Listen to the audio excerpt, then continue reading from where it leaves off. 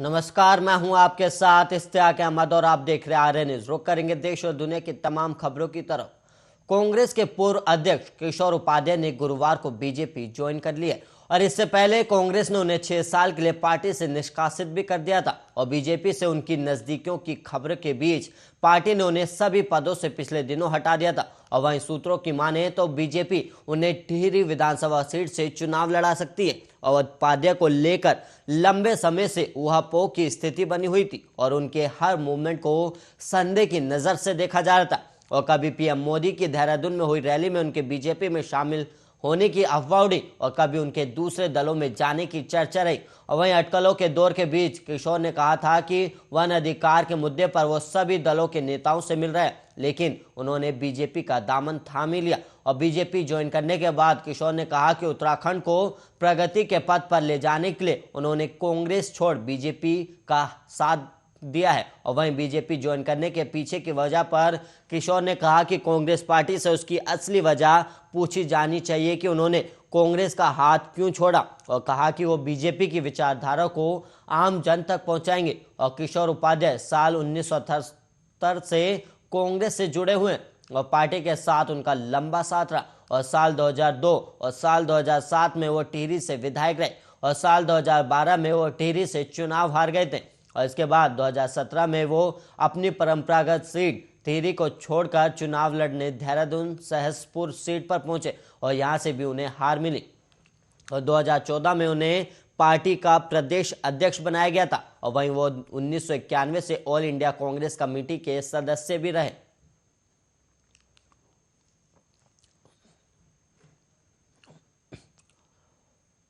और वहीं अब खबर पंजाब से, जहां पर पंजाब विधानसभा चुनाव के लिए कांग्रेस पार्टी आज से अपने प्रचार अभियान को तेज करने जा रही है और पार्टी के पूर्व अध्यक्ष राहुल गांधी का पंजाब दौरा शुरू हो गया है। और गुरुवार को राहुल गांधी कांग्रेस पार्टी के उम्मीदवारों के साथ अमृतसर के स्वर्ण मंदिर में मत्था टेकेंगे और इसके बाद जालंधर में राहुल गांधी पार्टी की वर्चुअल रैली को संबोधित करेंगे और दिल्ली के लिए वापस उड़ान भी भर लेंगे। और कांग्रेस पार्टी ने बयान जारी कर बताया है कि राहुल गांधी दिल्ली से सीधे अमृतसर पहुंचेंगे और बाद में राहुल गांधी अमृतसर से जालंधर भी जाएंगे। और वहीं पंजाब कांग्रेस के नेता इस इंतजार में है कि राहुल गांधी अपने दौरे के दौरान सीएम के कैंडिडेट का ऐलान करते हैं या नहीं। और वहीं कांग्रेस पार्टी पंजाब विधानसभा चुनाव में किसी को भी चेहरा घोषित करने से बच रही और कांग्रेस पार्टी बार बार दावा कर रही है कि वो चरणजीत सिंह चन्नी, नवजोत सिंह सिद्धू और सुनील जाखड़ को चेहरा बनाकर चुनाव लड़ रही है, लेकिन कांग्रेस पार्टी के भीतर किसी एक को सीएम उम्मीदवार घोषित करने का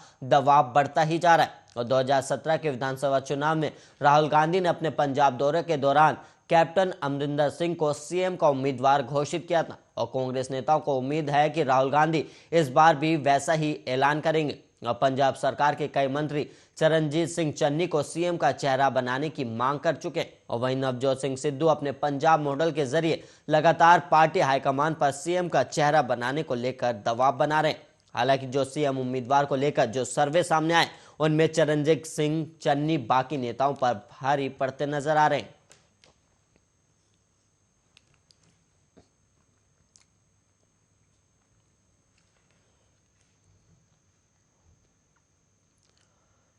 और वहीं खबर अब झारखंड से है, जहां पर झारखंड के गिरिडीह में नक्सलियों ने उत्पात मचाया और नक्सलियों ने नई दिल्ली हावड़ा रेलखंड गया धनबाद होकर विस्फोट किया है और यह विस्फोट सरिया थाना इलाके के चिचाकी और चौधरी बांध रेलवे स्टेशन के बीच किया गया। और वहीं अप और डाउन दोनों ट्रैक पर विस्फोट हुआ है और अभी पुलिस मौके पर पहुंच रही है। और वहीं आपको बता दें कि प्रतिबंधित नक्सली संगठन भाकपा माओवादी के टॉप लीडर प्रशांत बोस और उनकी पत्नी शीला की रिहाई की मांग को लेकर नक्सली गुस्से में हैं और ऐसे में नक्सलियों ने 21 से 26 जनवरी तक प्रतिरोध दिवस मनाया, तो वहीं 27 जनवरी को उन्होंने बंद की घोषणा की है। और इस धमाके के बारे में जानकारी देते हुए धनबाद मंडल के मुख्य जनसंपर्क अधिकारी राजेश कुमार ने बताया कि नेताजी सुभाष चंद्र बोस गोमो गया रेलखंड पर धमाके की आवाज के बाद ट्रेनों के परिचालन में बदलाव किया गया था और सुबह 6:35 पर ट्रैक को फिट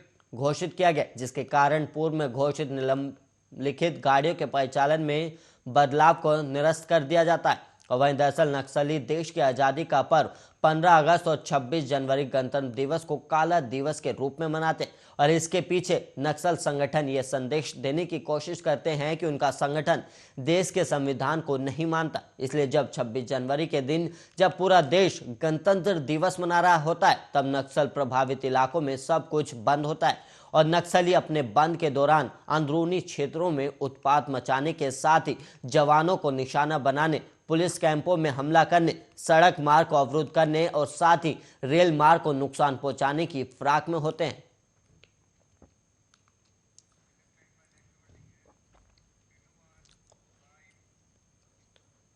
वहीं बढ़ेंगे अगली खबर की ओर, जहां पर केंद्र सरकार कोविड-19 की दो प्रमुख वैक्सीन कोविशील्ड और कोवैक्सीन की कीमत को 275 रुपए करने की योजना बना रहा है, जिसके लिए केंद्र drugs controller general of India के जरिए नियमित कीमतों को निर्धारण के मंजूरी का इंतजार कर रहा है। और वहीं कीमतों के उचित बनाए रखने के लिए सरकार 150 रुपए के सर्विस चार्ज की अनुमति दे सकती है। और वहीं स्वास्थ्य और परिवार कल्याण मंत्रालय से मिली खबरों के मुताबिक हाल ही में हुई एक बैठक में दोनों प्रमुख टीकों की कीमतों की कैपिंग पर चर्चा की गई। और वहीं एक अधिकारी ने इस संबंध में बताया कि सरकार थोक में 205 रुपए में वैक्सीन खरीद रही है, इसलिए हमने सोचा कि निर्माताओं के लिए 205 रुपए से अधिक का 33% प्रॉफिट मार्जिन कीमत के साथ उचित रहेगा। और यही कारण है कि हम इसे 275 रुपए प्रति खुराक पर रखने की योजना बना रहे। और इकोनॉमिक्स टाइम्स में छपी रिपोर्ट के मुताबिक आपातकालीन उपयोग प्राधिकरण के तहत भारत बायोटेक ने कोवैक्सीन की कीमत 1,200 रुपए प्रति खुराक रखी है, और जबकि सीरम इंस्टीट्यूट ऑफ इंडिया ने निजी अस्पतालों के लिए कोविशील्ड की कीमत 780 रखी है, और जहां वो इन वैक्सीन की कीमतों में ही 150 रुपए का सर्विस चार्ज वसूलते हैं। और अगले महीने तक बाजार में नियमित मंजूरी मिलने की उम्मीद के साथ सरकार अब दोनों टीकों के मूल्य निर्धारण की समस्या के समाधान के रूप में देख रही है। और वहीं नेशनल फार्मास्यूटिकल प्राइसिंग अथॉरिटी को टीकों की किफायती बनाने के लिए कीमतों को सीमित करने की दिशा में काम शुरू करने का निर्देश दिया गया। और वहीं खबरों के मुताबिक स्वास्थ्य मंत्रालय ने भी दोनों कंपनियों को उचित दाम खुद तय करने को कहा गया है।